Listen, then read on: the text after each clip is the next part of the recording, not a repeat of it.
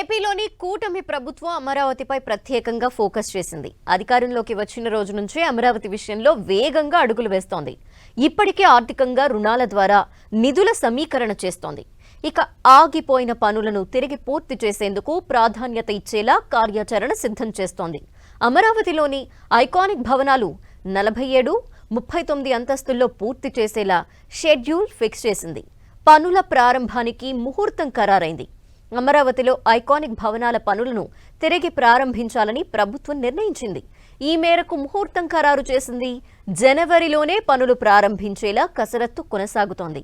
Amaravati ORR alignment ఎక్కువ మలుపులు లేకుండా ముందుకు తీసుకువెళ్లేలా ప్రభుత్వం ప్రత్యేకంగా దృష్టి సారించింది. ఇప్పటికే సిఆర్డీఏ భవనం పనుల్ని పునః ప్రారంభించిన ప్రభుత్వం ఇప్పుడు ఐకానిక్ భవనాల నిర్మాణంపై దృష్టి పెట్టింది.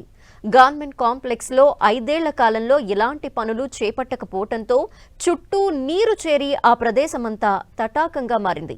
వాటిపైన మద్రాస్, హైదరాబాద్ ఐఐటి నిపుణుల బృందంతో అధ్యయనం చేయించారు.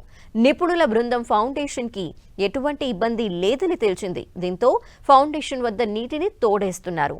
జిఏడి టవర్స్ 47 అంతస్తులు, టెర్రస్, హెలీప్యాడ్ సహా నిర్మాణం చేపట్టేలా ప్రణాళికలు సిద్ధమయ్యాయి.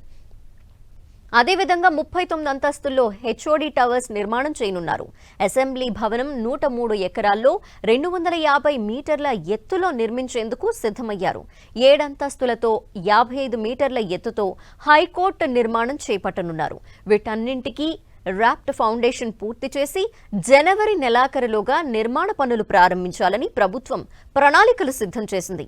ఇక సిఆర్డీఏ అధికారులు సైతం ఈ పనుల పర్యవేక్షణ కోసం ప్రత్యేకంగా సిబ్బందిని కేటాయిస్తున్నారు. అటు ప్రభుత్వం నిరంతరం అమరావతి పనుల గురించి ఆరా తీస్తోంది. దీంతో జనవరి నుంచి అమరావతి కొత్త రూపు సంతరించుకోనుంది.